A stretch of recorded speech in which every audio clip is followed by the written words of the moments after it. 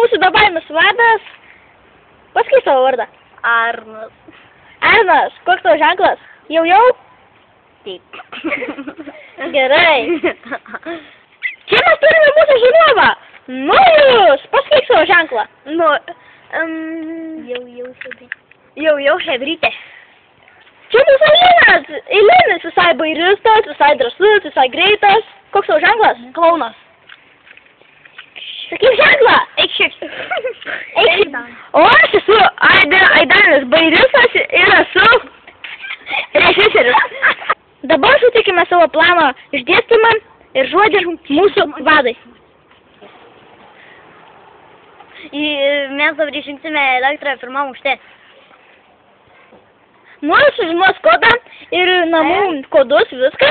Mūsų eilinis palaikys mums kompaniją, nes jis labai drąsus, jis viską gali padėti. Tas kodas yra skimetrinis, jeigu norite atspėti, turite paėdavę skaičius. Taigi, pažiūrime. Skideliai.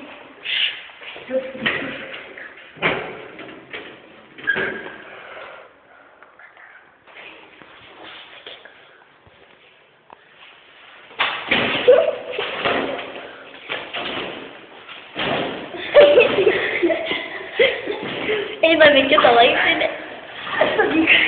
Gal geriau taikdė. Čia nepavyko, reikia įti kitą laiptinę.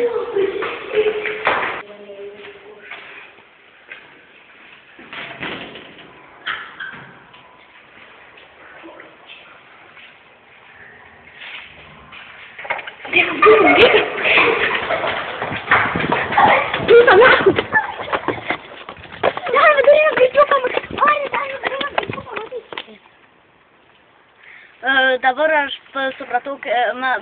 supratome, ką mes padarėme, mes išjungėme elektrą ir taip supratome, kad išjungėme visiems žmonėms elektrą, niekas neveikia, nei televizorius, niekas. Mūsų šitą šaltinį sužinojo. Nu? Žmonėms dingo telikas, viskas išjungė. Ir už tai mes gavome 5 latus, už tai, ką parodėme, kaip įjungti. Čia buvo bairistai!